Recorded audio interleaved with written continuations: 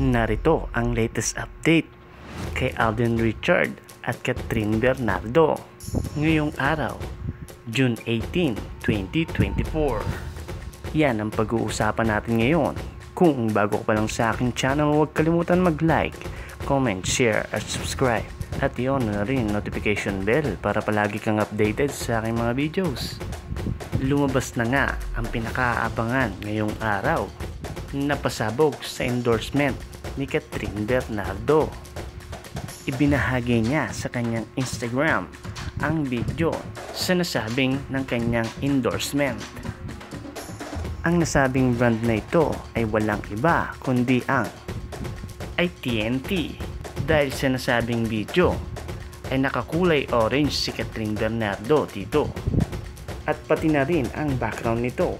Marami kasing solid Catden fans ang bumati at nag-congrats kay Catherine at naging super proud sa bagong endorsement nito. Samantala ay nahalata na ng mga netizen na ibang-iba ang aura ni Catherine. Napakaganda at napaka-blooming. At sumisilip na rin daw ang kanyang chubby cheeks. Kung ikukumpara sa nakaraang buwan ay sobrang payat nito.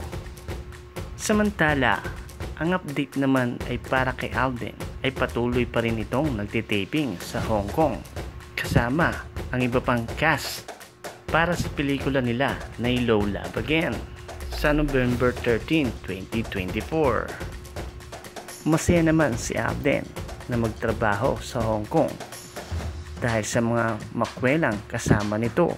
Magkakasama nga lang sila sa isang building at may mga nakuhanan din na litrato tungkol kay Alden na parabang wasted si Alden Richard o isang scene sa kanyang karakter habang may hawak itong isang basong alak at tila ba namumutla. Kaya naman hinala ng mga fans ay konektado ito ng kanyang pagkalugi sa bar na kanyang itinayo nang matapos umalis si Joy.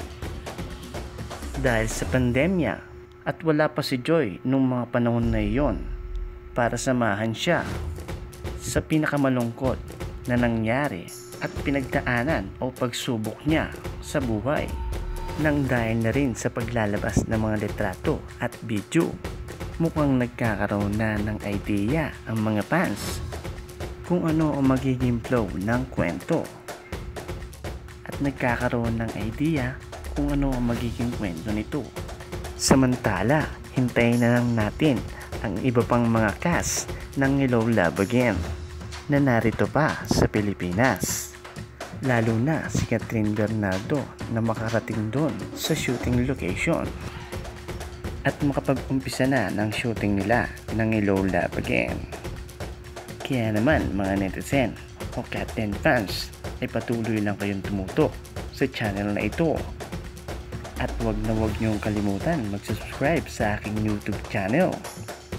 At para na rin palagi kayong updated sa ating palagi nating sinusuportahan na ang Catden na sina Alden Richards at Catherine Bernardo. Patuloy lang sana tayong sumuporta sa kanila.